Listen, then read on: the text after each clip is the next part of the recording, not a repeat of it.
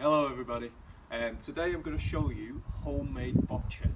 Now for those of you who already play boccia, the rules are going to be slightly different in the sense of the equipment we're going to use, because today we're going to be using socks instead of balls. As we know, in boccia normally you get 13 balls, 6 red balls and 6 blue balls and a jack, but in this instance I'm going to be using the jack as a blue sock. And then I've reduced the balls to 3 socks either side, so I'm going to have a black team and I'm going to have a white team of socks.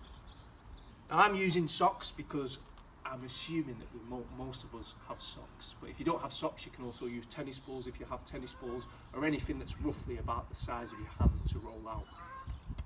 Okay, so the rules of boccia, the way it works is, normally in actual boccia, it's the red team that gets to roll out the jack first.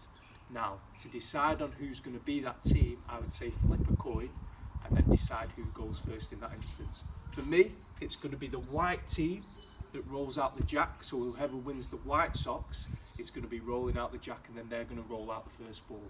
So, I'm going to go on the white team first. I'm going to roll out the blue jack. You can either roll it, you can throw it, or if you need to, you can use a ramp.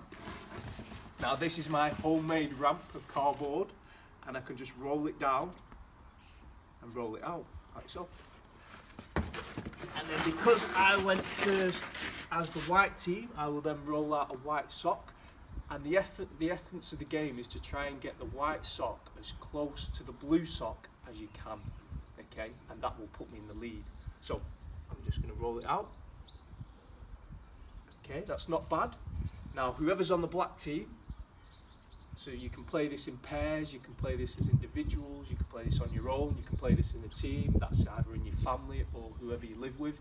They're going to go next. Now the black team goes next until they get the ball closer to the blue sock, or until all their balls have been used. So this is where in boccia a bit more of the tactical side comes in. So all I'm going to do is I'm going to try and get this ball as close to that blue sock as I can. Okay, so I think that just puts me ahead of the white sock there. So this time it will go back to the white team, and the white team will go until they get a sock closest to the blue ball, or until all their socks have gone. Okay, so I'm going to go again. So this time I might want to think about trying to knock the black sock away. Oh, there we go. Okay, so because I'm now back in front, it goes back to the black team to roll out their balls. And again, they roll out their black socks until they are closest to the blue ball, or until all their socks have gone. So I'm going to go again. Oh, I think the white sock's still in front, so the black socks team will go again. Oh, a bit of a bad shot, that one there. And then because all the black team have gone now, it goes back to the white team, and obviously there's one white sock left, and we'll see how I get this. Oh, okay, so I think just by looking at that, that is the white socks in the lead. So at the end of the round, the way it's scored is whoever's closest to the blue sock gets the point. So in this instance, this white sock here is closest to the blue sock, so that means that I get the point there.